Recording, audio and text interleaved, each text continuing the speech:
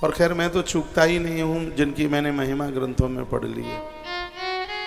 मैंने तो मनु जी महाराज के प्रसंग से एक शिक्षा ली है।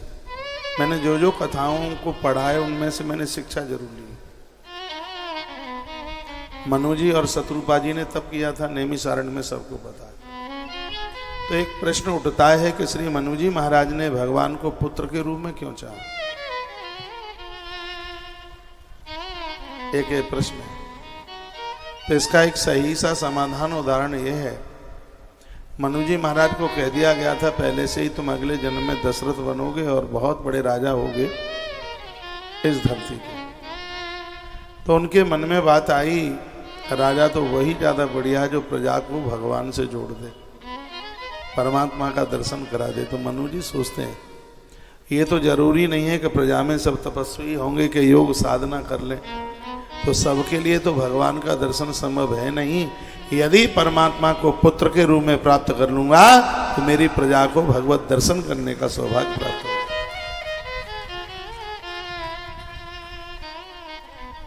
हम लोग तो इतना टाइम निकालकर ग्रंथों में पढ़ के पता लग गया, बिल्कुल जा सकते हैं। पूरे देश के देव मंदिरों का हम दर्शन कर सकते हैं। मैं ज्यादा जोर आपके ऊपर में देता रहता हूं, यदि मेरे बताने से और मेरे कराने से आपको भगवत दर्शन मंदिर में होता है तो मेरे लिए इससे बड़ा पुण्य क्या होगा। मैं वृंदावन रहता हूं, 84 कोस की परिक्रमा जब लगा के आ जाऊं। गाड़ी को और ज्यादा स्पीड में बढ़ा लेंगे तो 3 दिन में कर लेंगे। लेकिन हर साल 84 कोस ब्रज यात्रा में स्वयं के आनंद के लिए नहीं, आपके आनंद के लिए मैं उपस्थिति दर्ज कराता हूं। पूरी यात्रा में संग संग रहना। भूतेश्वर महादेव मंदिर जाओगे तो वहां भी एक बोर्ड लगा हुआ है जो चर्चा इससे पुराण में है। वहां भी ये बात लिखी है, केदारनाथ का उपज्योतिर्लिंग है भूतेश्वर। इस दरबार में जो भी कोई आते हैं उनके सभी मन की उनकी बातें वो सुखद रूप से तो वह पूरी हो जाती है। हाँ, तो ये केदारनाथ भगवान का उपलिंग है। लिखा है 39 नंबर का श्लोक है, केदारेश्वर संजातम भूतेशं यमुना तटे महापापहरं प्रोक्तम पश्यता अर्चतां तथा। यमुना का किनारा, मथुरा यमुना के किनारे ही बसी, तो बड़ा अनादिकाल का है भूतेश्वर। जिस समय भगवान मथुरा में प्रकट हुए हैं उस समय भगवान भूतेश्वर नाथ ने प्रकट होकर के भगवान की स्तुति करी है। श्री ब्रज में 5 महादेव और 5 बड़े अद्भुत हैं। एक गोपेश्वर है, एक कामेश्वर है कामा में, गोवर्धन में है भगवान चकलेश्वर, नंदगांव में है भगवान आशीश्वर, नंदेश्वर आशीश्वर, मथुरा में है भूतेश्वर। इन 5 महादेव की बड़ी अपने आप में विलक्षण महिमा।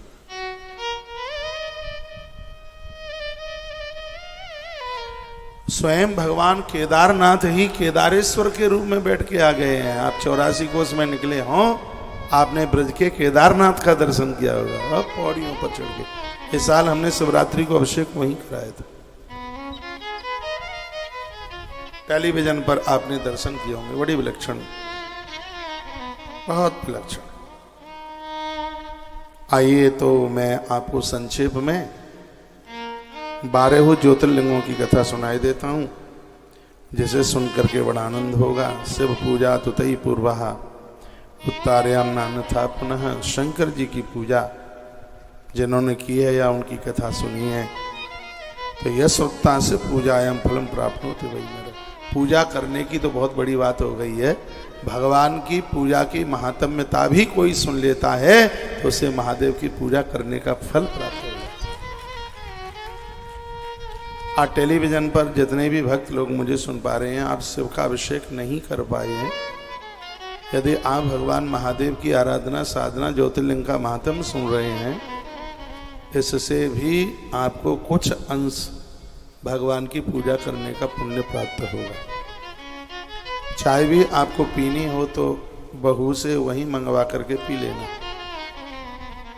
नहीं तो 4:30 बजे तक कथा चलेगी, तो चाय छूट भी जाएगी तो कोई दिक्कत नहीं है, पर कथा मन छोड़िएगा। फिर सेहा उचू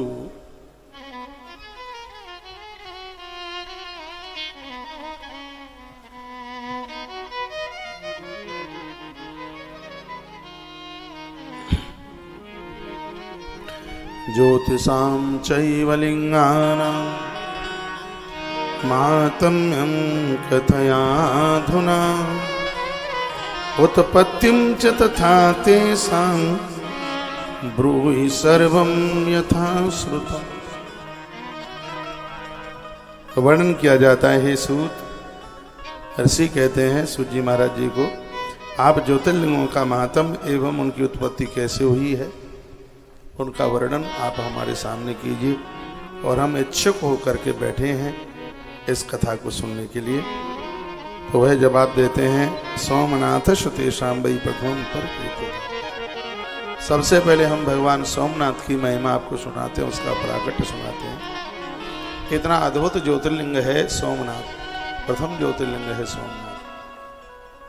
बताते हैं कि पुजारी लोग ताला डाल देते हैं, रात्रि को पिंडी उड़ान भरती हुई अंबर आकाश में जाती है, देवता उसका पूजन करते हैं, और भोर में ताला खोला जाता है तो सोमनाथ की पिंडी वहीं समुद्र के किनारे होती है।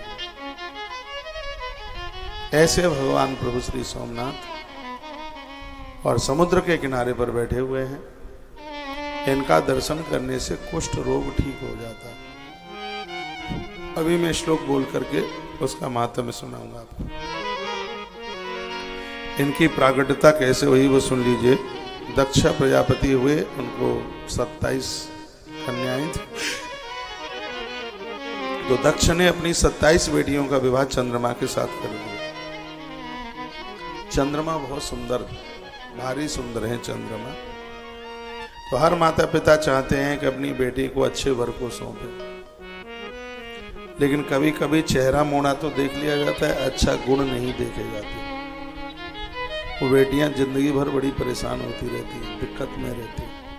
चमड़ा देख लेते हैं, मुंह की बनावट देख लेते हैं, हाइट वाइट देख लेते हैं, हाँ। लेकिन उनकी जो विशेष गुणवत्ता है, उनका जो चरित्र है, वो नहीं देखा जाता। बेटियां पूरे जीवन भर परेशान रहती हैं। मैंने बहुत बार कहा है, बेटियों का विवाह किसी के दबाव में आके मत कीजिए। हो मन में आ गया है, मन ने गवाही दी है, और आज का समय ऐसा है, संबंध आप करते हैं तो थोड़ा बेटियों को भी पूछिए। पहले ये गलतियां बहुत ज़्यादा हुई हैं और उसी के परिणाम आज भोगने पड़ रहे हैं। बेटियां अपने मन मुताबिक शादियां करती हैं। उसमें एक कारण समाज में यह भी रहा है। आप यहाँ पर मुझसे बड़ी उम्र में बहनें भी बैठी हैं और माताएं भी बैठी हैं।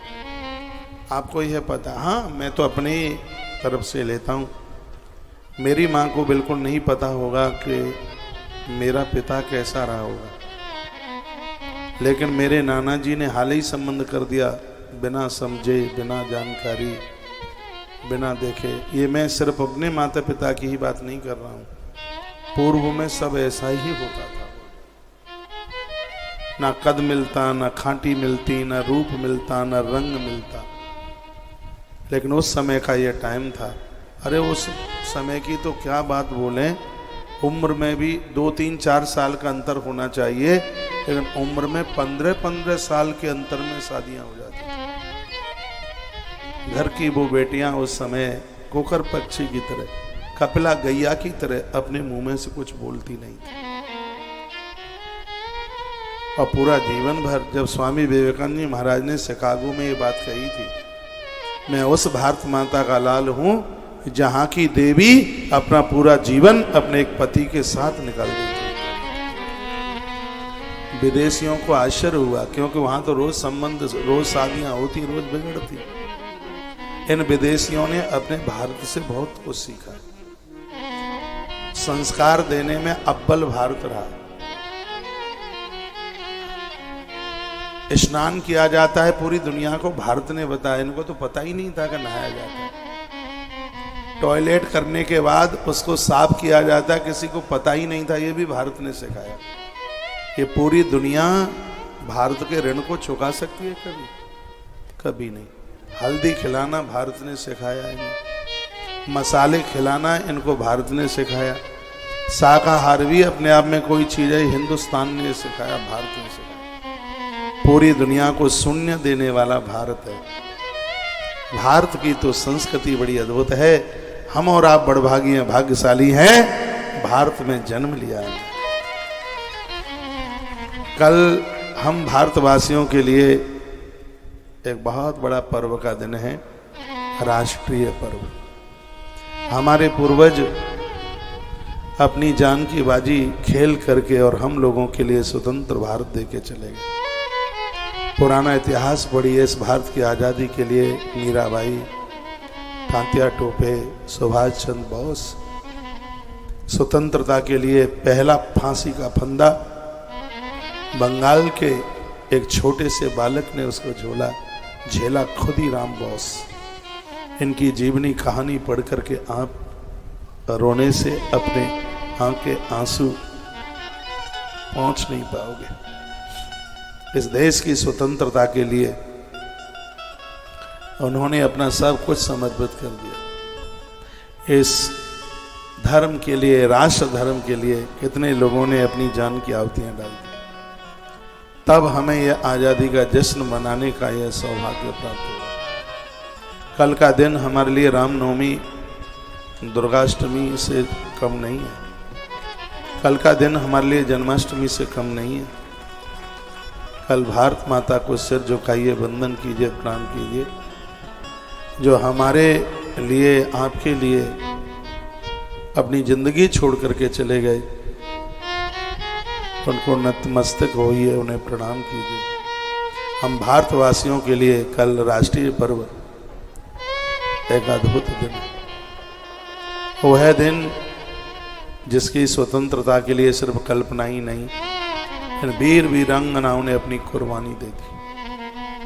कल इसी पंडाल परिसर में 9:30 बजे से लेके 11 बजे तक हम विविध आयोजन कल मनाएंगे। पूरा का पूरा लाइव टेलीकास्ट सत्संग टीवी पर होगा। आप जहाँ भी कहीं हो, पहला अभिषेक 9:30 बजे पूरा होगा, आरती हो जाएगी 9:30 बजे तक। उसके बाद ध्वजारोहण करेंगे और जिनको बढ़िया बढ़िया कविता, बड़े विद्वान ब्राह्मण आए उनको भी कुछ बोलने का सौभाग्य प्राप्त होगा। और मैं भी आज भारत माता के ऊपर एक सुंदर सा गीत बनाऊंगा। कल हम भाई कुलदीप और मेरी पूरी टीम मंडली मिल करके और फिर यहाँ से वह गीत सुनाया भी जाएगा। भारत माता की सुंदर सी झांकी बनेगी, पूरी टीम यहीं होगी 9:30 बजे। और हम बहुत आनंद के साथ महाकाल भगवान की धरती से कल 15 अगस्त स्वतंत्रता दिवस, कल का प्रोग्राम फंक्शन इसी पंडाल परिसर से मनाएंगे। आप दर्शन करने के लिए भी जाएं, कहीं के लिए भी जाएं, तो कल आप 9:30 से 11 बजे तक इस परिसर में आप रहिए। मेरी व्यासपीठ अखंड भारत की जय बोलती है, भारत माता की जय बोलती है। हम तो ऐसी परंपराओं में जन्मे हैं। हमारे बड़े महाराज जी ने भारत माता मंदिर की स्थापना करी। हम लोगों के तो खून में भारत माता के स्वर गूंजते हैं। हम गौरव रखते हैं इस बात का कि हम भारतीय हैं। मैं 3 बातें तो रोज ही पूजा में बोलता हूँ। मैं भगवान को कहता हूँ, प्रभु थोड़ा बहुत पुण्य हो तो मनुष्य बना देना, और थोड़ा सा पुण्य और हो तो भारत का इंसान बना देना, और थोड़ा सा और पुण्य हो तो सनातन धर्म में पैदा कर देना। 3 बातें। कल का दिन हमारे लिए बहुत विशेष है। कल के पर्व को आप सब लोग मनाइए, धूमधाम के साथ, हर्ष और उल्लास के साथ मनाइए। जो आसपास के लोग सुन पा रहे हैं, उज्जैन के आसपास के, तो कल हम और आप संग मिलकर इस महापर्व को राष्ट्रीय पर्व को कल यहाँ मनाएंगे, बहुत आनंद के साथ मनाएंगे। भारत माता की सुंदर झांकी होगी, हम आप उन्हें वंदन प्रणाम करेंगे, सलूट। कविता गोष्ठी और भी जितना कुछ हो सकता है, एक थोड़ा सा छोटा सा एक बढ़िया सा नाटक भी कर लेंगे, जिसमें वीर सिपाही बनाएंगे, देश के लिए एक आध अंग्रेज भी खड़ा कर देंगे। उन अंग्रेजों का कैसे विरोध किया हमारे भारतीय जवानों ने, युवाओं ने, कल एक नाटक के रूप में उसको भी दर्शित कर लेंगे, उसको भी दर्शन कर लेंगे, आनंद होगा, बहुत आनंद लेंगे। तालियां को ज्यादा नहीं बजा दी हैं आपने, बस ठीक है। तो दक्षा प्रजापति ने अपनी 27 बेटियां चंद्रमा को ब्याह दी। विमले चकुले तुम ही समुत्पन्नम कलानिधे। दक्ष ने बड़ाई भी करी है अपने जामाता की। चंद्रमा में ये बहुत बड़ी गलती थी, बड़ी गलती करी कि 27 पत्नियों को ब्याह को लेके आए। वो एक से ही प्रेम करते हैं, रोहिणी से, वो ज्यादा सुंदर थी। 26 बड़ी दुखी थी। एक दिन पिताजी के पास आई, पिता ने पूछा बेटी कैसे हो? 26 बेटी रो पड़ी और कहने लगी पिताजी हम बहुत दुखी हैं, आपको जो जामाता मिला है वो ठीक नहीं। बेटी जब दी जाती है और जामाता ठीक नहीं मिलता तो माता पिता टूट जाते हैं। एक पिता अपना सब कुछ न्यौछावर कर देता है बेटी को अच्छे घर में देने के लिए। कितना ऋण निकलता है, कर्जा निकालता है, कर्जा हो जाता है, फिर वो चिंता नहीं करता, वो सोचता है मेरी पिंकी अच्छे घर में गई, वो खुश होता है, वो पसंद होता है। लेकिन जब ये गलत लोग मिल जाते हैं तो माँ बाबूजी टूट जाते हैं। आप अपनी बहुओं को बहुत डांटते रहते हैं, कभी बेटों को भी तो डांटिए, ये भी मटर गश्ती करने में कमजोर नहीं पड़ते हैं। वर्तमान समय में हालात बड़े खराब हो रहे हैं, बेटियां आत्महत्या करके मर रही हैं और उसका एक प्रमुख कारण है पुरुषों के अंदर बिगड़ापन, अपनी पत्नी को छोड़कर गैर स्त्रियों के साथ संबंध बनाना। इसकी वजह से बहुत बेटियों की जान जा रही है। ये पाप नहीं है, पाप का बाप है, ये एक भयानक राक्षस बैठ गया है समाज में। इतनी बड़ी गलती हो रही है, इतनी बड़ी गलती, इसका बहुत बड़ा खामियाजा भोगना पड़ेगा। और ये माता पिता को सब कुछ पता होता है, और ऐसे बिगड़े हुए बच्चे सुधार में आ नहीं रहे हैं, अभी अविवाहित है। उनकी तुम शादी करते हो, पहले उसको ठोक पीट कर, बजा कर, पूछ करके, किसी की बेटी की जिंदगी खराब मत करना। और मैं तो बहुत बार बोलता हूं, इससे बड़ा पाप नहीं है गैर स्त्रियों के साथ संबंध बनाना। यह पाप नहीं, यह पाप का बाप है, चाहे वो स्त्री हो चाहे वो पुरुष, दोनों के लिए संयम कोई बात है। संयमित जीवन जीने वाले लोगों के यहाँ ही राम और लक्ष्मण जैसी संतान पैदा होती है। एक कथा सुना रहा हूं छोटी सी। राम जी का वनवास हुआ था, लखन साथ में थे, जानकी माता तो थी ही। जगत को एक बढ़िया संदेश देने के लिए राम जी ने एक लीला कर दी। प्रभु राम ने कहा लक्ष्मण मैं थोड़ा आता हूं, किसी साधु से मिलने को जा रहा हूं, जानकी का ख्याल रखना। राम जी चले गए। लखनलाल मां जानकी के पास बैठे। उस लक्ष्मण की बात कर रहा हूं जिसने ठीक से तो मां जानकी का चेहरा ही नहीं देखा।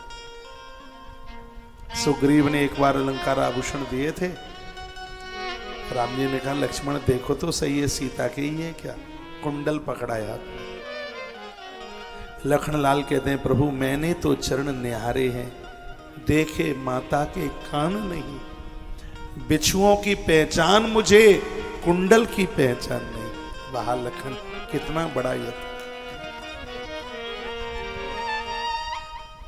प्रभु राम तोता बन के आए जिस पेड़ के नीचे लक्ष्मण माता जान, मेरी लैंग्वेज समझ रहे हैं आप, धन्यवाद। जिस पेड़ के वृक्ष के नीचे लक्ष्मण और मेरी मां बैठी हैं, राम उसी वृक्ष के ऊपर तोता बन करके आ गए।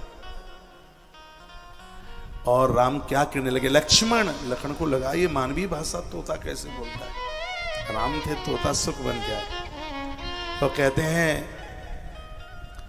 पुष्पम दृष्टा फलम दृष्टा नारीम दृष्टा। वो कहते हैं लक्ष्मण ये बताइए, अकेले में कोई खिलता हुआ फूल नजर आ जाए, क्या उसको तोड़ने का मन नहीं करेगा? क्या उसको छूने का मन नहीं करेगा? तोड़ने का मन नहीं करेगा? अकेले में पका हुआ फल दिखाई दे जाए और वहां कोई माली ना हो रखवाला, तो क्या उस फल को तोड़ने का मन नहीं करेगा? लक्ष्मण कह रहे हैं हाँ करेगा, फूल को तोड़ने का मन करेगा, फल को लेने का मन करेगा। और नारीम दृष्टवा, अकेले में युवा नारी, सुंदर नारी दिखाई दे तो क्या उसको छूने का मन नहीं करेगा? ये राम जी का तीसरा शब्द था। तो लखनलाल क्या जवाब देते हैं? लखनलाल ने कहा तोते तुम बिल्कुल सही कह रहे हो, लेकिन इतना भी ध्यान रखिए, जिसकी मां हो पतिव्रता और जिसका पिता हो संयमी, उन दोनों के माध्यम से जन्म लेने वाली लक्ष्मण जैसी संतान अपने धर्म से कभी डगमगा नहीं सकती।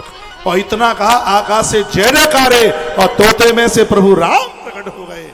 लक्ष्मण को अंक में भर लिया, छाती से लगा लिया। ये सही माता के जीवन में पातिव्रत धर्म और पिता के जीवन में संयम होता है, उसके घर में या महात्मा आता है या उसके घर में परमात्मा स्वयं चल के आता है। मैं युवा पीढ़ी को संदेश देना चाहूंगा, ये वासना दाद खाज खुजली की तरह है, अपना यौवन मत बिगाड़ देना, मत पाप का पोटला बांध लेना। मैंने बहुत ग्रंथ पढ़े हैं, मेरा ज्यादा समय ग्रंथ पढ़ने में ही लगता है। इससे बड़ी बर्बादी नहीं है कोई, जिसके पास चरित्र है। लंका को हनुमान ने नहीं, लंका को हनुमान जी के चरित्र ने जला करके राख कर दिया। भारत जैसी पवित्र धरती पर हम बैठे हैं, ऐसी धरती है जो पूज्य स्वामी विवेकानंद जी महाराज की धरती है। पहली बार प्रदेश की यात्रा में गए थे, वो भारी भीड़ लगी हुई थी। उन्होंने अपने प्रवचन में बोला था कि साधु के पास पहुंचकर जो मांगा जाता है वहां से वही मिलता है। तो एक युवा नारी रात को 9 बजे मिलने को आ गई स्वामी जी को। स्वामी जी के चेले पास में बैठे हुए थे। उसने कहा हम थोड़ा अकेले में बात करना चाहते हैं। भारत का सन्यासी निडर स्वामी विवेकानंद जी महाराज चेलों को बाहर निकाला, वो अंदर आई और उन्होंने कहा माय सिस्टर्स वेलकम यू, तुम्हारा स्वागत है।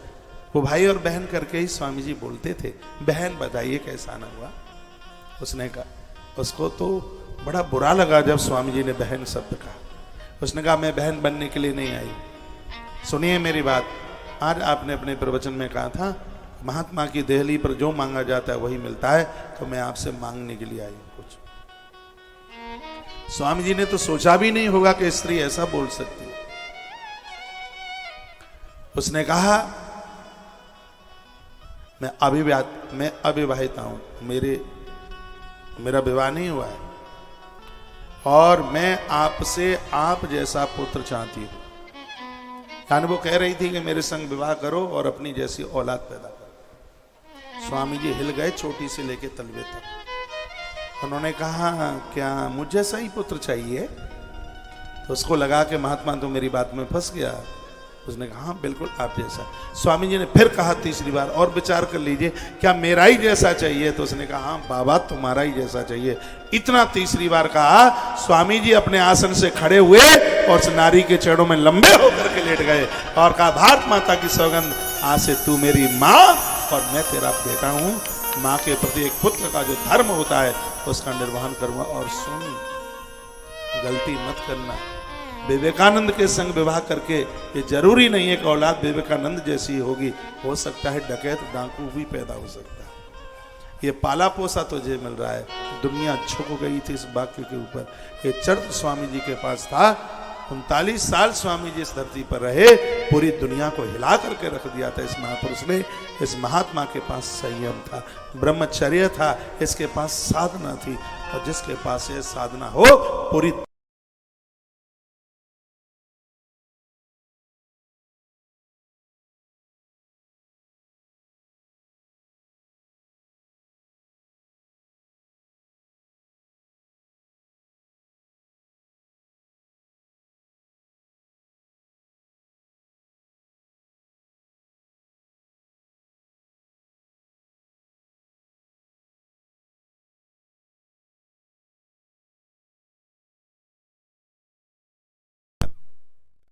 लिया होगा, फूल चढ़ाना समझ लिया होगा, माला घुमाना समझ लिया होगा। हम गिरे नहीं, हम सदे हुए खड़े रहे, उसी का नाम साधना है। ये फूल क्यों चढ़ाया जाता है? फूल चढ़ाने से उसमें भगवान को जब फूल टच करते हैं तो इसमें एक ऐसा वाइब्रेशन है कि उसी समय हमारे नकारात्मक अंदर के स्वर है वो समाप्त हो जाते हैं। जैसे माचिस की तीली दिखाने पर कपूर जलता है, उसी प्रकार से जैसे ही हम भगवान की प्रतिमा को टच करते हैं, जैसे पत्थर से भगवान नर्मदेश्वर बने हुए हैं, इस स्टोन का एक ऐसा वाइब्रेशन है कि जैसे ही इस पर आप अपना हाथ लगाते हो तो 8 अज्ञात चक्र घूम जाते हैं उससे। ये तो वैज्ञानिक लोग मान गए। आप महामृत्युंजय मंत्र जपते हैं, जैसे आप ओम शब्द की ध्वनि के साथ आप इसका उच्चारण करते हैं, पूरी बॉडी में वाइब्रेशन हो जाता है, कंपन होने लगता है शरीर में। और जितनी भी नकारात्मक विषैलापन है, जो काम की चीजें नहीं है, बेकार की हैं, उसी समय वो ऐसे निकल जाती हैं जैसे वॉशिंग मशीन में कपड़ा धोते समय, और जब कपड़ा आपका धुलता है तो अंदर का मैल कुचैला एक पाइप के माध्यम से बाहर निकल जाता है। ये चीज़ें आपकी श्वासों के द्वारा, आपके कानों के छिद्रों के द्वारा, आपकी नाभि के द्वारा ये विषैलापन ऐसे ही बाहर निकल जाता है। हम प्राणायाम क्यों करते हैं? आपने कभी सोचा है? हम प्राणायाम क्यों करते हैं? प्राणायाम में ओम ओम शब्द का उच्चारण होता है और उस समय हमारे पास सकारात्मक ऊर्जा ऐसे आती है जैसे इंजन में जला हुआ ऑयल, जब जला हुआ ऑयल है वो बाहर निकलता है, फिर उसमें बढ़िया सा उसमें जो ऑयल डाला जाता है, हमें वही ऑक्सीजन जो आपके ओम के साथ में मिलती हुई ऑक्सीजन अंदर जाती है और अंदर का जो एक विषैलापन है वो एकदम बाहर निकलता है। और जब वो बाहर निकलता है तब हर क्षण हर पल आपके अंदर वो सकारात्मक वो जो होता है वो सोच होती है, जिसकी वजह से धरती पर मनुष्य होने पर भी आप देवता की तरह लोग आपके प्रति ऐसी एहसासता करते हैं। संतों के पास बैठने में कितना अच्छा लगता है, छोड़ने का मन नहीं होता, लगता है और बैठे रहे। कितने हाल ही समय निकल जाते हैं। क्या है ये? उनके पास में सकारात्मक वाइब्रेशन है। लोगों ने तो समझ लिया जो पंडित पुजारी हैं वो ओम ओम जपते हैं। 900 बार ओम रोज जपिए और 1 महीने में 2.5 से 3 किलो अपना वजन कम कीजिए। 900 बार यानी 9 माला रोज जपिए आप। 1 माला में 100 गिनिए, 9 करिए और आप देखिए आपकी छाती, आपके फेफड़े कितने मजबूत होते हैं, आपका हार्ट कितना मजबूत होता है। काहे को पैसों की बर्बादी कर रहे हो? थोड़ा सा समय निकालिए। और मैं तो कहूँगा वो बहुत बड़ा आत्महत्यारा है तो 24 घंटे में से 1 आध घंटा अपने लिए नहीं निकाल सकते। आप कितने भी व्यस्त क्यों नहीं है, जिस प्रकार से खेतों का वर्षा का पानी नदियों के माध्यम से समुद्र में चला जाता है, खारी हो जाता है, किसी मतलब का नहीं। इसलिए तो खेत में मेड़बंदी की जाती है। देखा आपने? दूसरा आदमी हमारे अंदर ना आ जाए इसलिए ही मेड़बंदी नहीं है। वो तो थोड़ा सा खूंटा गाड़ दो तो भी हो जाएगा। खेत का पानी बाहर नहीं जाता है, नदियों में खेत का पानी चला गया, नदियों के माध्यम से वो समुद्र में चला जाता है, वो व्यर्थ चला जाता है। उसी प्रकार से जो लोग सुबह 9-9, 10-10 बजे तक जागते हैं, उनकी वो ताकत, इसी प्रकार से उनकी ऊर्जा ऐसे ही व्यर्थ में जा रही है जैसे खेत का पानी व्यर्थ में समुद्र में जाके खड़ा हो। बिल्कुल वही पोजीशन है। और मैं कहूंगा जो लोग भोर में टाइम से नहीं जग रहे हैं वो अपने साथ बहुत बड़ी दुश्मनी कर रहे हैं। अभी तो आप युवा हैं, अभी पता नहीं लगेगा, 50 के बाद देखिए कितनी बीमारियां घेर लेंगी, कितनी बीमारी, कितनी तकलीफ हो जाएगी। भोजन पचेगा नहीं, लीवर फेल हो जाएगा, किडनी काम नहीं करेगी। और जो दोपहर तक बिस्तर में पड़े रहते हैं, गुरु गीता में भगवान शंकर कहते हैं पार्वती चाहे वो स्त्री हो चाहे वो पुरुष, वो संयमी नहीं हो सकते, वो ब्रह्मचारी नहीं हो सकते। ब्रह्मचारी का मतलब ये नहीं है कि आप गृहस्थ हैं तो वंश के लिए एक संतान न दें। ब्रह्मचारी का मतलब है जो कुकर्मी नहीं है। ब्रह्मचारी का मतलब है जो दुराचारी नहीं है। ब्रह्मचारी का मतलब है जिसकी एक एक चीज पूरा चतुष्टय अंतःकरण ईश्वर में समाहित हो गया है, वो ब्रह्मचारी। ईश्वर ने कृपा करी और हम भारतीय इंसान बन के आए। अहो अमी शाम किमकार सुवनम, देवता जिसके लिए गीत गाते हैं। भारत का मनुष्य कितना भाग्यशाली है जिसे यज्ञ का आयोजन करके आहुति डालकर परमात्मा को तृप्त करने का जिसे सौभाग्य प्राप्त हो।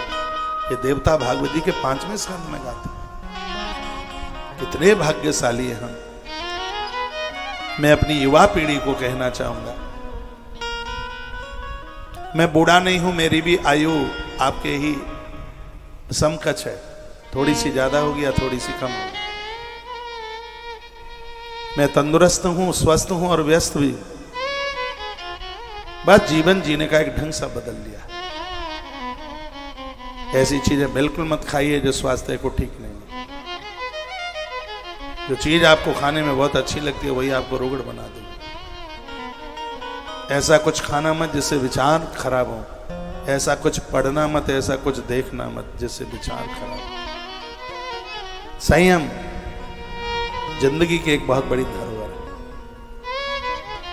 पूजा चरण की नहीं होती है, पूजा आचरण की होती है। पाम सबके नहीं पूजे जाते।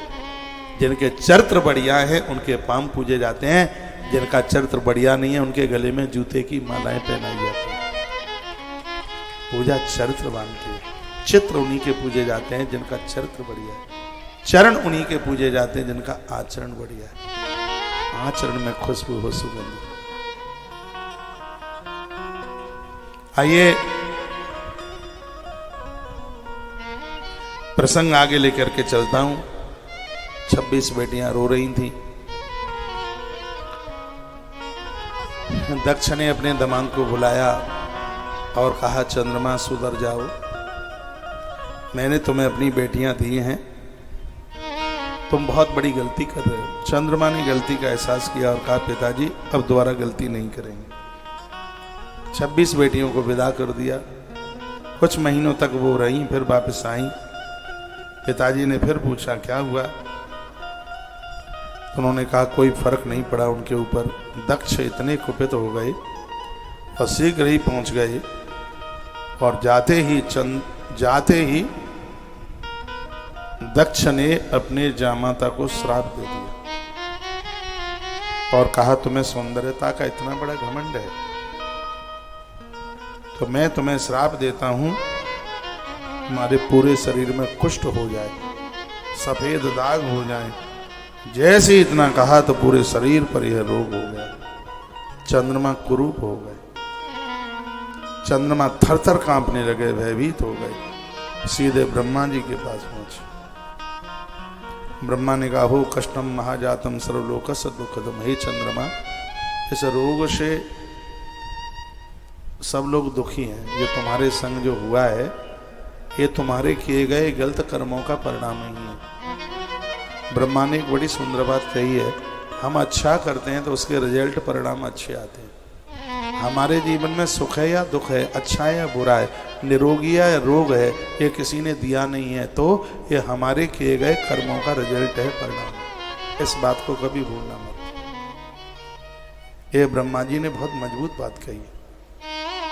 आप चैन से जी रहे हैं, आप दुखी हैं, भूखे सो रहे हैं या खा पी के सो रहे हैं, आप निरोगी हैं या बीमार हैं, ये किसी ने कुछ नहीं दिया हमें।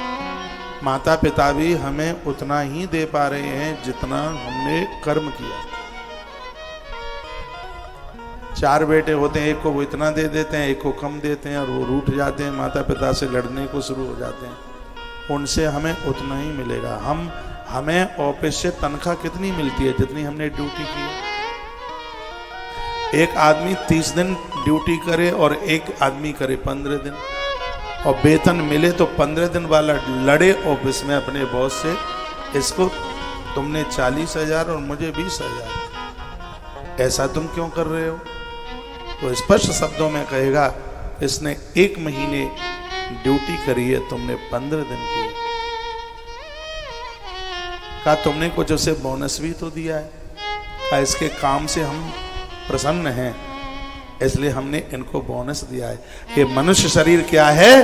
परमात्मा के द्वारा दिया गया बोनस है। कुछ अच्छा किया है, बढ़िया किया है, ईश्वर ने यह कृपा की। काम करने से चकराइए मत। काम करने से कोई थकते थोड़े ही। इस बात को एक बार फिर रिपीट करूंगा, ब्रह्मा की बात। हमें यहां वही मिल रहा है जैसा हम कर्म करके आए। कोई इतना रत्ती भर भी हमें एक्स्ट्रा नहीं दे सकता,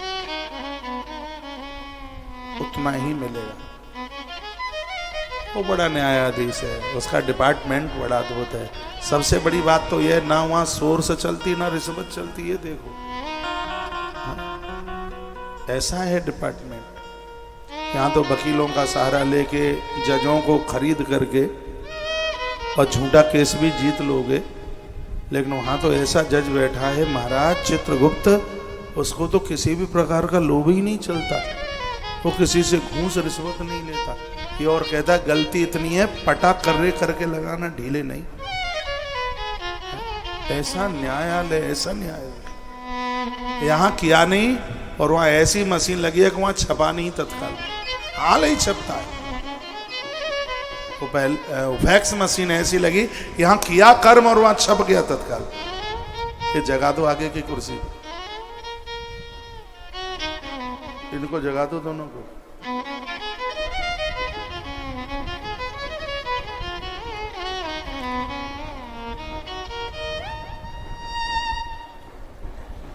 ढोल बजने लगे हैं। महाकाल राजा आज फिर पंचायती अखाड़े के सामने से निकलेंगे।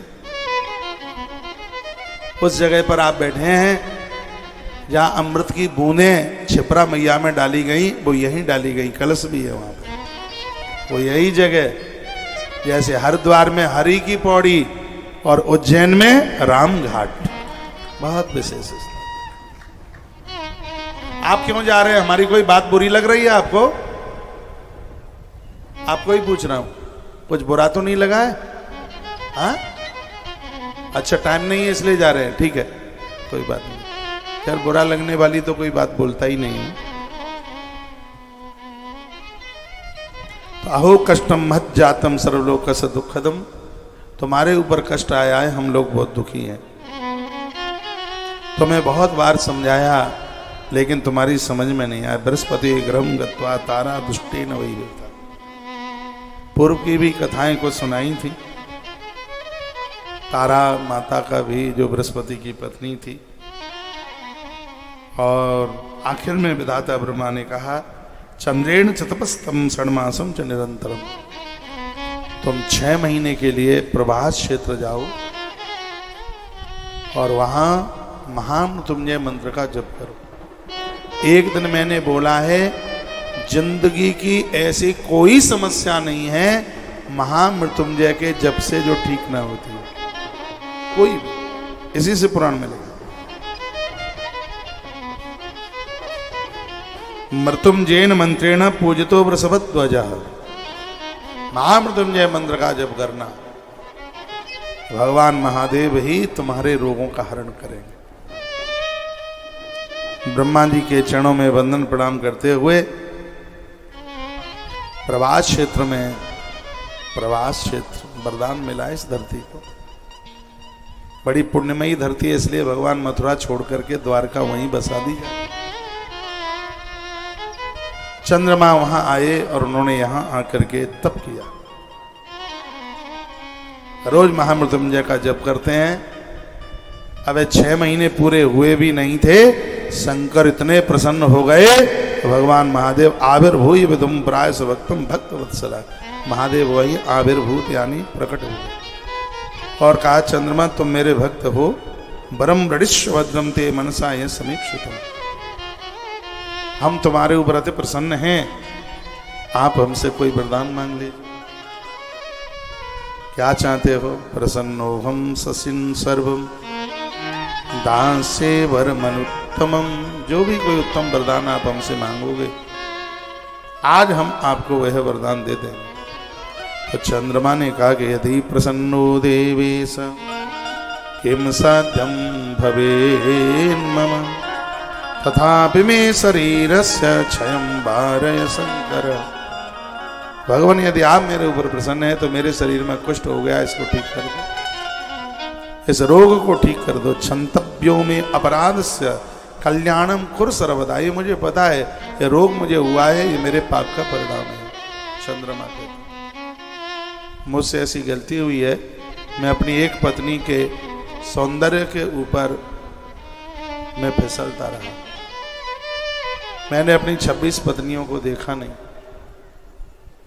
और वह मेरा पाप ही मेरा श्राप बन करके दक्ष के मुंह से निकल गया और मेरी ऐसी स्थिति हो गई है।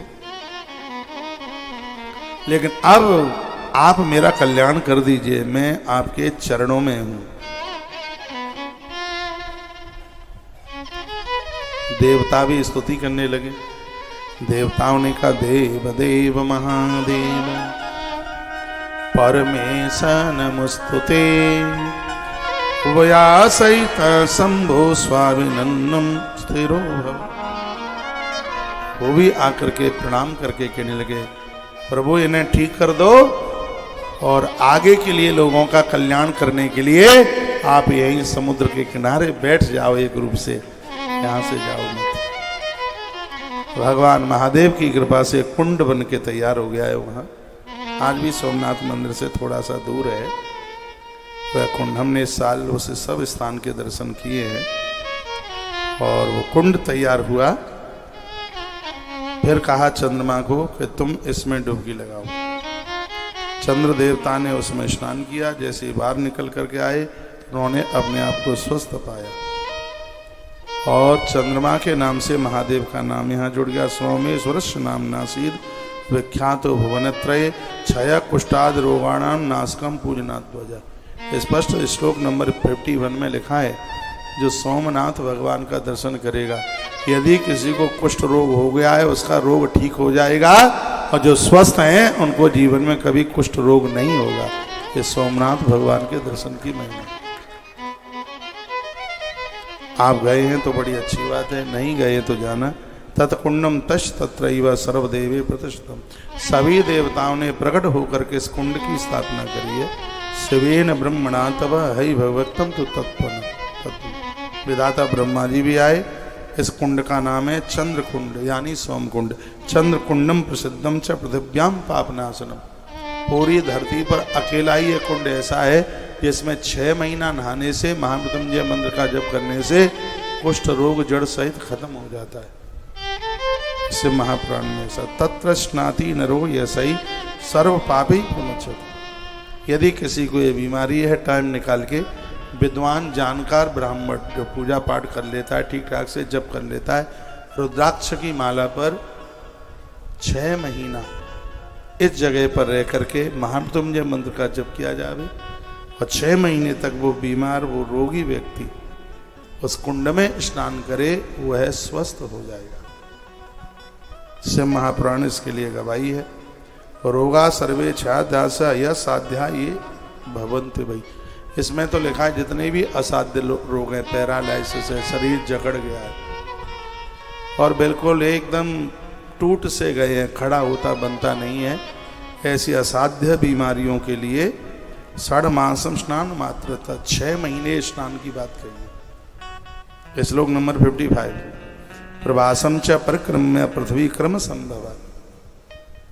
जो प्रवास क्षेत्र में भगवान सोमनाथ की परिक्रमा कर लेते हैं, जब भी आप जाएं वहाँ, मैं तो कहता हूँ किसी भी मंदिर में दर्शन करने को जाते हो तो उसकी आप परिक्रमा जरूर कीजिए। यहाँ क्या लिखा है, जो सोमनाथ की परिक्रमा एक कर लेता है उसको संपूर्ण धरती की परिक्रमा करने का फल तत्काल प्राप्त हो जाएगा। कौन बताएगा आपको ये बातें? देखो ये सब ग्रंथ में लिखे। सोमनाथ की एक परिक्रमा करने से संपूर्ण धरती की परिक्रमा करने का फल मिल जाता। अंदर पिंडी के पास से परिक्रमा कर रहे हो तो महादेव की आधी परिक्रमा लगती है, और मंदिर के बाहर से परिक्रमा कर रहे हो तो शंकर की भी पूरी ही परिक्रमा लगती है। मंदिर के बाहर से परिक्रमा कर। परसों के दिन हमने इंस्टाग्राम पर एक वीडियो डाली है, सुन लेना उसको कि कौन से देवता की कितनी परिक्रमा लगाई। हो सकता है आप में से कुछ लोगों ने सुन भी ली हो। हाँ, जो रोजाना फेसबुक, यूट्यूब या इंस्टाग्राम चलाते हैं तो उन्होंने सुन लिया। उसमें हमने हनुमान जी की परिक्रमा के लिए भी बोला। संक्षेप में बता रहा हूँ, हनुमान जी की 3 परिक्रमा, गणेश जी की 4, नारायण की 4, दुर्गा मैया की 1, महादेव बाबा की आधी, और भी इससे और ज्यादा देवता हैं तो उसमें सुन और वीडियो भेजिए। कितना सुंदर लिखा है, रोगा सर्वे क्षया धांस यसाध्याये भवन्ति वै। सोम कुंड में स्नान करने से 6 महीना लग के स्नान हो तो सर्वे असाध्य रोगा, सभी असाध्य रोग समाप्त हो जाते। षड्मास स्नान मात्रतः 6 महीना स्नान किया, सोमनाथ मंदिर की एक परिक्रमा लगाई, उनको प्रवासन च परिक्रमा पृथ्वी क्रम संभवा, उनको धरती की संपूर्ण परिक्रमा करने का फल प्राप्त हो जाता। ये महिमा है सोमनाथ। अब तो ये कथा पढ़ के ऐसा लग रहा है कि बहुत जल्दी सोमनाथ में कथा करना, अचानक लग रहा है पढ़ना पड़ गया। इसकी महिमा पढ़ के अब रहा नहीं जा रहा, ये महात्म्य पढ़ के ऐसा लग रहा है कि बहुत जल्दी से जल्दी सोमनाथ धाम में कथा। मैं भगवान सोमनाथ को कहना चाहूंगा, हे प्रभु, आज की शिवरात्रि और महारुद्राभिषेक का यदि कुछ भी हमें और हमारे भक्तों को पुण्य मिलता है, भक्त तो जो चाहें सो उनको दे देना, लेकिन मैं ये चाह रहा हूं कि आप जल्दी अपने धाम में शिव पुराण की कथा के लिए बुला लीजिए। रोज एक परिक्रमा करेंगे तो रोज धरती परिक्रमा का पुण्य लेंगे। जब जब तीर्थों में कथा होती है आप दौड़े आ जाया करो। आज सुबह लाइव टेलीकास्ट में कितने भक्तों ने अपना अनुभव बताया, कहा हमें अच्छा लग रहा है, घर से भी बढ़िया लग रहा है। घर से तो बढ़िया लगता है, घर तो इंतजार भी करना पड़ता है, पता नहीं बहू ने अभी आटा गूंथा है कि नहीं, बार बार रसोई की तरफ देखना पड़ता है। यहाँ तो सब चकाचक बना बनाया मिलता है। क्या भगवान की कृपा है। यहाँ तो हम भगवान के रिश्तेदार मेहमान बन के आए, और आप जानते हैं रिश्तेदारों की तो खातिर होती है, इसलिए महाकाल की भूमि पर हमारी आपकी भी खातिर हो रही है। भगवान के दरबार ईश्वर का बनने में बड़ा आनंद। दुनिया के बन के देख लिया, अब प्रभु के बनकर देखो तुम। संसार का बन के तो देख ही लिया, अब इनको बन करके इनके देख। एक आइए 2 पंक्तियां भगवान महादेव के चरणों में। शिव शंकर को जिसने पूजा उसका ही उद्धार हुआ, और इसके अंतरा से शुरू कर दिया।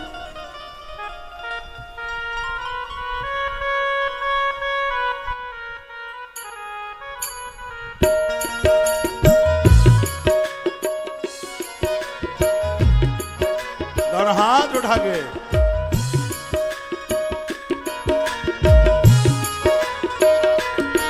डमरू वाला है जग में दयालु बड़ा, दीन दुखियों का दाता जगत का पिता, सब करता है ये भोला शंकर दया, सबको देता है ये आसरा, सबको देता है ये आसरा। नाग असुर प्राणी सब पर ही बोले का उपकार हुआ। नाग असुर प्राणी सब पर ही भोले का उपकार हुआ। अंत काल को भवसागर में उसका बेड़ा पार हुआ। भोले शंकर की पूजा करो, ध्यान चरणों में इसके धरो। हर हर महादेव शिव शंभो, हर हर महादेव शिव शंभो, हर हर महादेव शिव शंभो, हर हर महादेव शिव शंभो।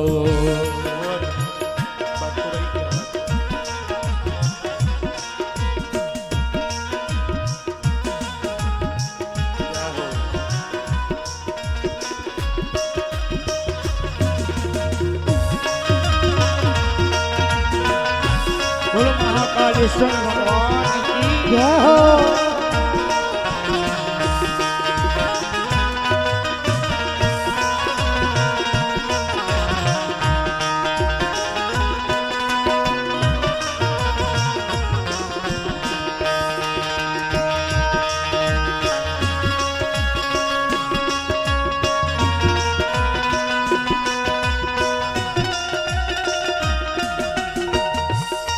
नाम ऊंचा है सबसे महादेव का, नाम ऊंचा है सबसे महादेव का।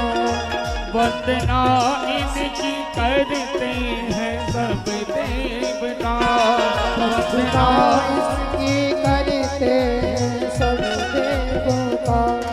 इनकी पूजा से वरदान पाते हैं सब, शक्ति का दान पाते हैं सब,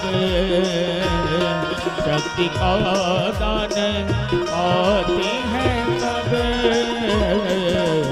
नाग असुर प्राणी सब पर ही भोले का उपकार हुआ। नाग असुर प्राणी सब पर ही भोले का उपकार हुआ। काल को सागर में उसका बेड़ा करके पूजा करो, ध्यान चरणों में इसके धरो।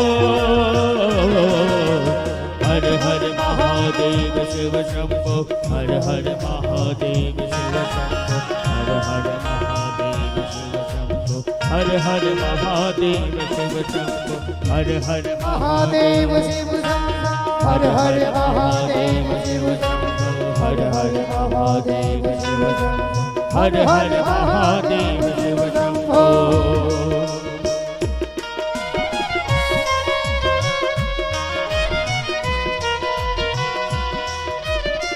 महाकालेश्वर भगवान की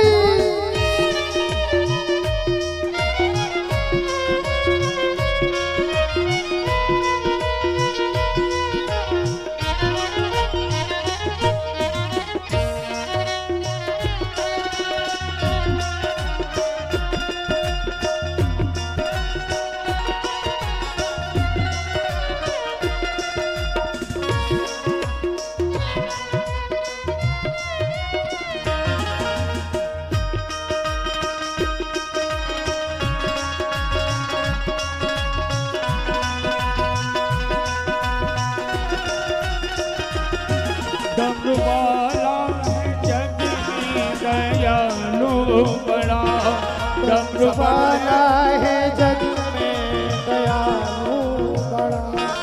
दीन दुखियों का दाता जगत का पिता, दीन दुखियों का दाता जगत में पिता। सब करता है ये भोला शंकर दया, सबको देता है ये आसरा, सबको देता है ये आसरा। इन पावन चरणों में अर्पण आकर जो एक बार इन पावन चरणों में अर्पण आकर जो एक बार सागर में उसका बेड़ा पार भोले शंकर की पूजा करो ध्यान चरणों में इसके करो हर हर महादेव शिव शंभो हर हर महादेव शिव शंभो हर हर महादेव शिव शंभो हर हर महादेव शिव शंभो हर हर महादेव शिव शंभो हर हर महादेव शिव शंभो हर हर महादेव शिव शंभो हर हर महादेव शिव शंभो हर हर महादेव शिव शंभो हर हर महादेव शिव शंभो हर हर महादेव शिव शंभो हर हर महादेव शिव शंभो जय हो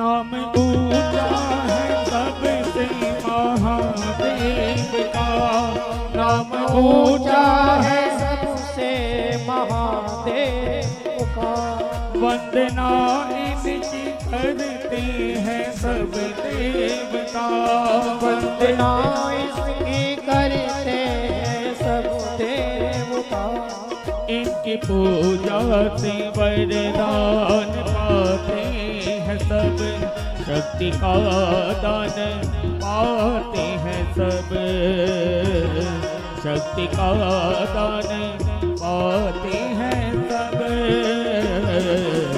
नाग असुर प्राणी सब पर ही भोले का उपकार नाग असुर प्राणी सब पर ही भोले का उपकार काल को हम सागर में उसका बेड़ा पार हुआ भोले शंकर की पूजा करो ध्यान चरणों में इसके डरो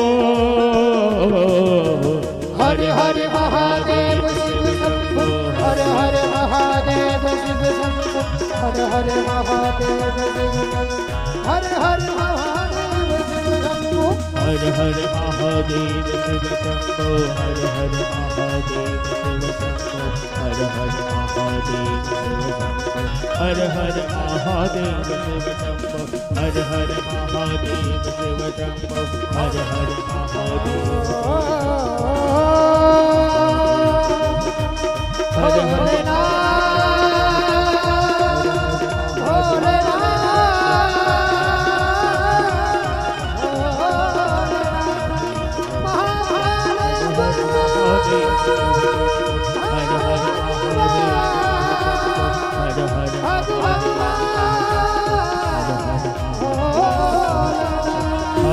हर हर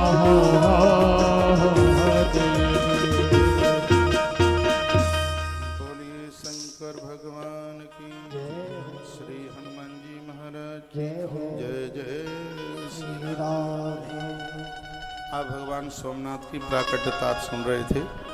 लिखा या शृणोदि तद उत्पत्तिम श्रावेद्वा नरः सर्वान् कामान् वाप्नोति सर्व पापै प्रमुच्यते। जो सोमनाथ भगवान की उत्पत्ति स्वयं सुनता है, दूसरों को सुनाता है, भगवान व्यास कहते हैं उनकी सभी कामनाएं पूरी हो जाती हैं। सोमनाथ भगवान की कथा इतनी अद्भुत है। सर्वान कामान वाप्नोति सर्व पापी प्रमुच्यते। पाप तो जले ही जाते हैं, लेकिन जो कामनाएं हैं मन में, जो इच्छाएं हैं मन में, वह पूरी हो जाती हैं सोमनाथ भगवान की कथा सुनने से। इतनी बड़ी महिमा भगवान सोमनाथ की। सबसे पहले सोमनाथ भगवान की कथा कही, उसके बाद में भगवान मल्लिकार्जुन। ये भी बड़े अद्भुत हैं। अभी हम कुछ दिन पहले हैदराबाद के बाद मल्लिकार्जुन गए थे। और आप में ऐसे बड़े भक्त बैठे होंगे जो वहाँ की 2 दिवसीय कथा के जजमान बने होंगे। कथा सुनाई थी वहाँ बिल्कुल मंदिर के पास ही बैठ के भगवान मल्लिकार्जुन भगवान को। अथा परम प्रवक्ष्यामि मल्लिकार्जुन संभव या सुत्ता भक्तमान धीमान सर्व पापी प्रमुच्यते। मल्लिकार्जुन भगवान का नाम ही मुंह से ले लो तो उनके सभी पाप जल करके राख हो जाते हैं। और ये पिंडी ऐसी है जहाँ शिव और शिवा दोनों बैठे हुए। मल्लिकार्जुन तमिल भाषा में माता जी का नाम है मल्लिका और महादेव बाबा का नाम है अर्जुन। तो दोनों को मिलाकर के ये नाम पूरा होता है मल्लिकार्जुन। यह भगवान किस प्रकार से प्रकट हुए हैं वो भी आप सुन लीजिएगा। भगवान गणेश और भगवान श्री कार्तिकेय जी दोनों छोटे से बड़े हुए विवाह के लायक हो रहे थे। तो एक दिन मैया ने कहा था कि बच्चे विवाह के लायक हो रहे हैं, अब बच्चों का विवाह कर दो। बच्चे विवाह के लायक हो जाएं तो समय से कर दो विवाह। ये बच्चे अपने मुंह से थोड़े ही बोलेंगे। सब चीज़ें अपने टाइम पर ही बढ़िया लगती हैं, टाइम पर अच्छी लगती हैं। आज समय इतना पढ़ने लिखने में निकल जाता है, बच्चे 30+ हो जाते हैं, फिर उनके लिए आज विवाह में बड़ी मुसीबतें दिक्कतें आ रही। बड़े बड़े करोड़पति लोग भी मुझे बोलते रहते हैं, कहते हैं महाराज जी हम तो एक धोती पहना करके और बहू को ले आएंगे, कुछ भी नहीं चाहिए हमें, आप कोई बढ़िया सी सुगढ़ सी लड़किनी संस्कारवान कोई बिटिया आप बता दीजिए। अच्छे अच्छे पैसे वाले बच्चे हो गए 32, 33, 35, 36। कोई भी काम है समय से हो तो वो बड़ा अच्छा लगेगा। तो महादेव ने कहा कि बच्चे तो दोनों ही विवाह के लायक हो गए हैं, पहले हम विवाह करें तो करें किसका। कार्तिकेय का पहले कर देंगे तो गणेश रूठ जाएगा, गणेश का पहले कर दिया तो कार्तिकेय रूठ जाएगा। तो शंकर जी ने योजना बनाई। महादेव कहते हैं सुनो ब्याह करोगे तो दोनों मूड ऊपर उचकाने लगे। दोनों कहने लगे काय नहीं करेंगे, करेंगे। एक बार कन्हैया को यशोदा मैया ने पूछा लला ब्याह करोगे? कन्हैया ने कहा काय नहीं करेंगे, करेंगे। बहू कैसी लेंगे? का गोरी लेंगे। और कैसी लेंगे? स्वयं कारे और बहू गोरी मांगे। मैया बोली कितनी बड़ी लेओगे? कन्हैया छोटे हैं, कहते हैं मैया जब गैया चराए हुए जाएं तो अपनी बहू अपनी जेब में धल ले जाएं, इतनी बड़ी लेंगे। कन्हैया की तो लीला ही बड़ी अद्भुत है।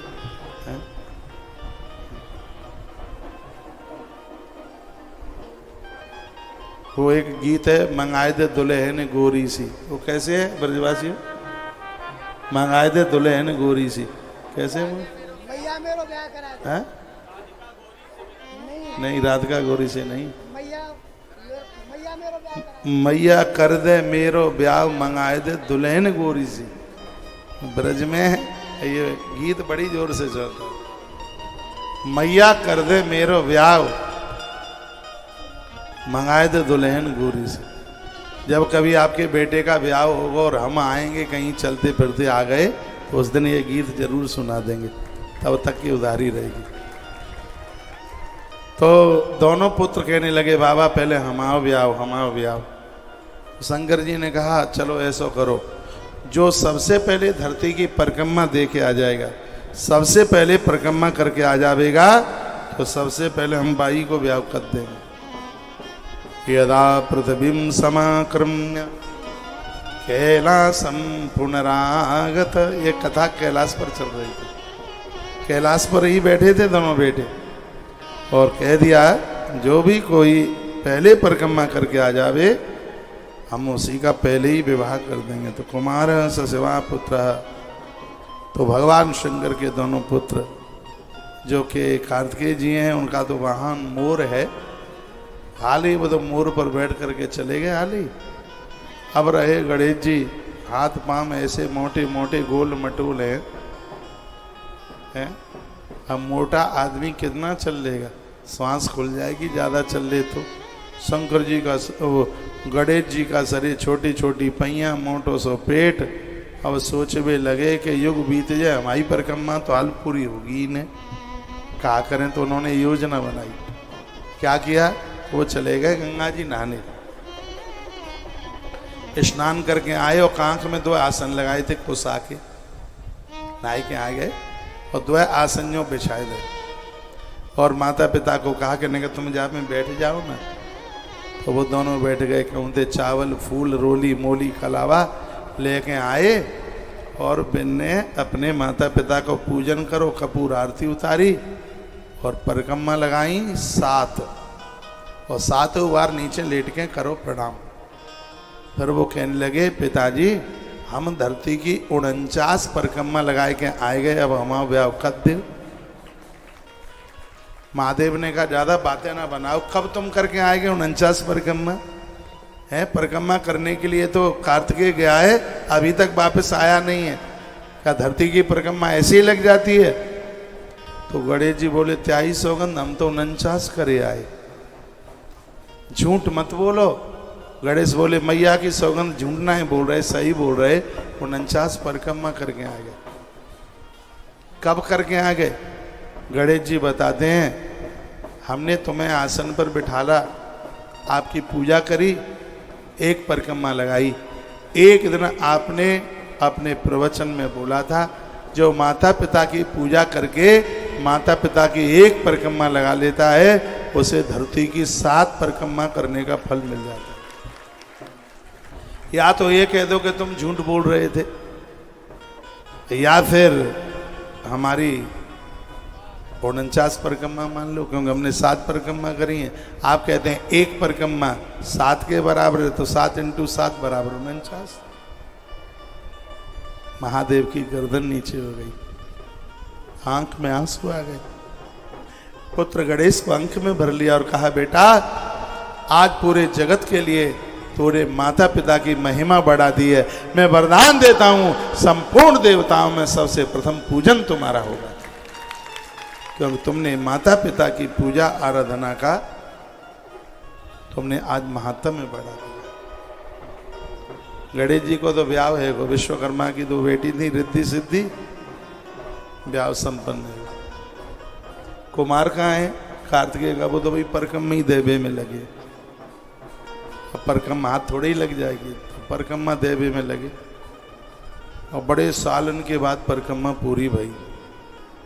लौट के आ रहे थे, नारद जी मिल गए रास्ते में। नारद जी मिले तो कुछ तो उठा बैठ होगी वहाँ। नारद जी मिले, कुमार कार्तिकेय ने प्रणाम किया। नारद जी ने कहा लला कैसे हो तुम। कार्तिकेय ने कहा गुरुजी ठीक है, आप कैसे हैं। ठीक है पर तुम्हें देख के कष्ट हो रहा है। कहा मुझे देख के कष्ट हो रहा है, क्यों। तुम्हारे पिताजी ने इतना बड़ा पक्षपात किया है, मेरे तो सिर में दर्द शुरू हो गया। कहा क्या कर दिया पक्षपात, ये कोई बात है। तुम्हें परिक्रमा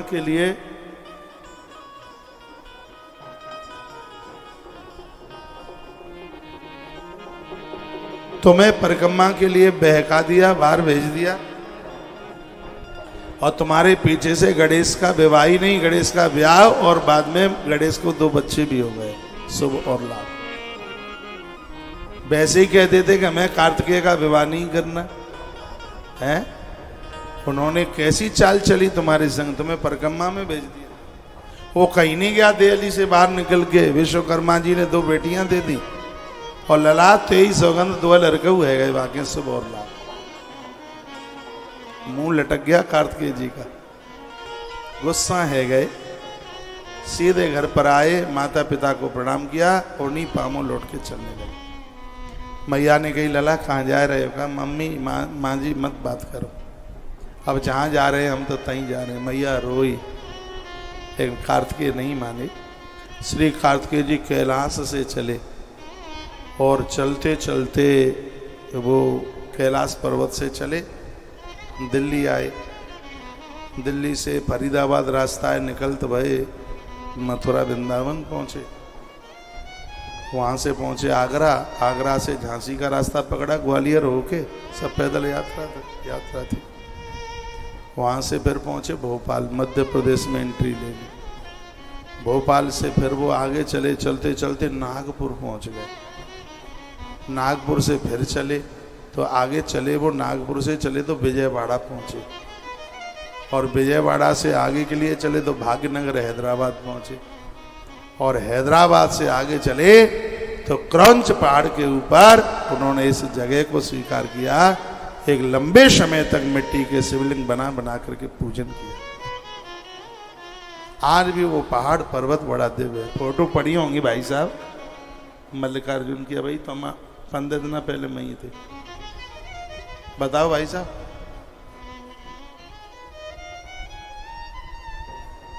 इतना सुंदर, इतनी सुंदरता वहां पर देखने के लायक बनता है। इधर धीमे धीमे कार्तिक का महीना आया। ये कथा सुन लो, इसका मातम है। गर्भ में हो संतान और नारी मल्लिकार्जुन भगवान का कर ले दर्शन, तो गर्भ में पलने वाली संतान सुरक्षित होगी, जन्म देने वाली माता और जन्म देने वाला बच्चा दोनों के दोनों सुरक्षित रहेंगे। ये ऐसे स्थान का वरदान है। आप देख रहे हैं मल्लिकार्जुन, टीवी में दिख रहा होगा, देख लो, ये वहीं की छवि है। घर बैठे आपको दर्शन हो रहा है, बहुत सुंदर है। पहाड़ियाँ बड़ी अद्भुत है। मंदिर का तो क्या कहना है, साउथ के तो मंदिर बने ही है बड़े विशेष, बड़ी सुंदर सुंदर गुम्मटें हैं। दर्शन कराने का सिस्टम बहुत बढ़िया, बड़े बड़े आनंद होते हैं। ये देखो, दर्शन करो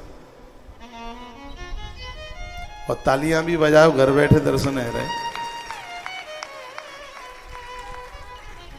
बिना टिकट लिए दर्शन हो रहे हैं। ये देखिए, आनंद है पूरा। कार्तिक का महीना आया। एक दिन मैया पार्वती ने महादेव को कहा, सा यदा चनतम मैंने पार्वती दुखिता वृषम। पार्वती मैया बड़ी दुखी थी। भोलेनाथ ने कहा, क्या हुआ? कहा, जब से पुत्र कार्तिकेय घर से चला गया है, मुझे चैन नहीं पड़ता, भूख लगती नहीं है। एक बार मुझे मेरे पुत्र से मिलवा करके ले आओ। भोलेनाथ ने कहा, चलो। तो भगवान शंकर और शिवा दोनों उसी क्रंच पहाड़ पर जाकर के पहुंचे। बच्चे को पता लग गया तो वो स्थान छोड़कर आगे बढ़ गया जहां पर उसने शिव पिंडियां बनाई थी कई वर्षों से, रोज विसर्जन करता था। माता पार्वती ने कहा, मेरे बेटे ने यहाँ पर तुम्हारी पूजा की है, जगत कल्याण के लिए मुझे संग में लेकर इसी जगह पर स्थापित हो जाओ। तो कार्तिक पूर्णिमा वाले दिन भगवान महादेव प्रकट हो गए, मिट्टी के पार्थिव शिवलिंग में भगवती को लेकर के बैठ गए और नाम हुआ, बोले मल्लिकार्जुन भगवान की जय हो। नाम हुआ उनका मल्लिकार्जुन। बहुत अद्भुत जगह है। धन धान्य समृद्धस्य प्रतिष्ठा आरोग्य में वचन। धन धान्य मिलेगा, आरोग्यता मिलेगी। अभीष्ट फल सिद्धितम जायते नाथ संशय। अभीष्ट फल की प्राप्ति होगी, संतान सुरक्षित रहेगी। ज्योतिर्लिंगम द्वितीयम च प्रोक्तम मल्लिकार्क संगिका। ये दूसरा ज्योतिर्लिंग है, उसका नाम मल्लिकार्जुन है।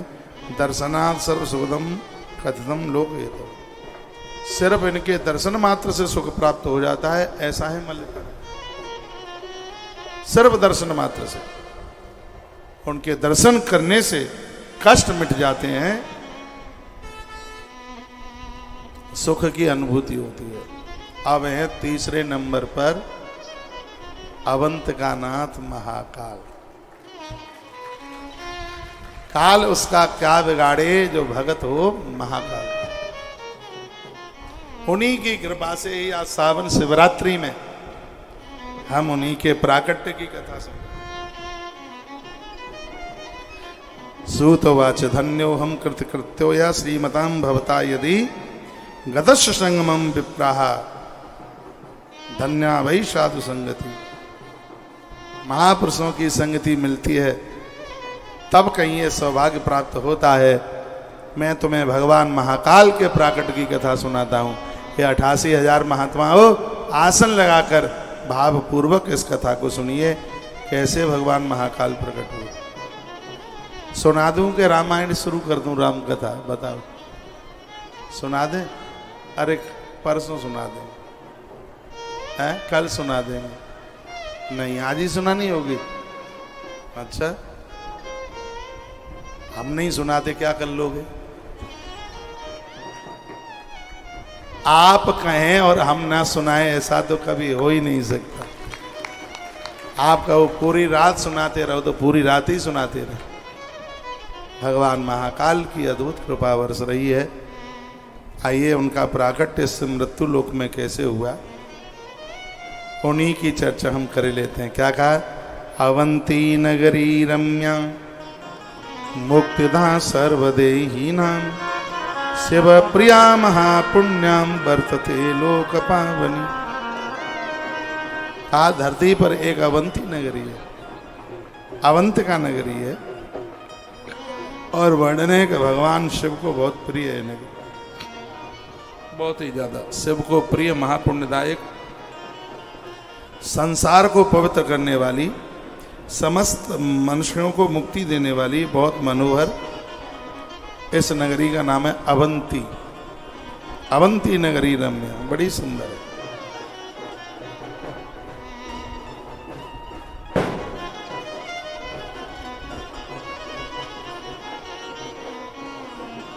आनंद हो रहा है। यहां लगता है कि महीना सावन का चल रहा है, लगता है कि भोलेनाथ की नगरी में बैठे। वेदाध्ययन करता च वेद कर्म रता सदा अग्न्याधान समायुक्ता शिव पूजा रता सदा। बताते हैं कि इसी नगरी में वेदाध्ययन में तत्पर नित्य वैदिक अनुष्ठान करने वाला वेद प्रिय एक श्रेष्ठ ब्राह्मण रहता था, उसका नाम ही वेद प्रिय। वह नित्य अग्निहोत्र करता था, प्रतिदिन भगवान शंकर की पार्थिव पूजा मिट्टी के शिवलिंग बनाकर छिपरा में प्रवाहित करता था। शिव पूजा में निरत मस्त रहता। 7वें नंबर के श्लोक में कहा, मूर्ति पूजा मास वही। लोग कहते हैं मूर्ति पूजा पहले नहीं थी, सब कलयुग में आ गई है। ये घटना आप सतयुग की सुन रहे हैं, जो कथा है ये कलयुग की कथा है, वो उसकी सतयुग की कथा है। मूर्ति पूजा मास वही ध्वज। सतयुग में भी मूर्ति पूजा के प्रमाण मिलते हैं, त्रेता में भी मूर्ति पूजा के प्रमाण मिलते हैं। जब से दुनिया बनी है तब से भगवान की देव प्रतिमाओं का पूजन हो रहा है, सृष्टि के आरंभ काल से। ऐसा नहीं है 10, 20, 50, 100, 250, 1000 साल पहले शुरू हो गई है। अनादि काल से भगवान की पूजा हो रही है। सर्व कर्म फलम प्राप्य जो वेद प्रिय सदा सदाम गतिम समालेवे सम्यक ज्ञान पर। यह ब्राह्मण बहुत बड़ा विद्वान था। वह नित्य अग्निहोत्र करता था, मिट्टी के शिवलिंग की पूजा करता था, वेद स्वाध्याय में तत्पर बहुत बड़ा ज्ञानी था। हे ऋषियों, शंकर का परम भक्त तो था ही है, उसके सबसे बड़े बेटे का नाम था देवप्रिय, छोटे का नाम था प्रियमेधा। ये उसके पुत्रों के नाम थे। तीसरे बेटे का नाम था सुब्रत और चौथे का नाम था धर्मबाई। 4 बेटे थे उसको।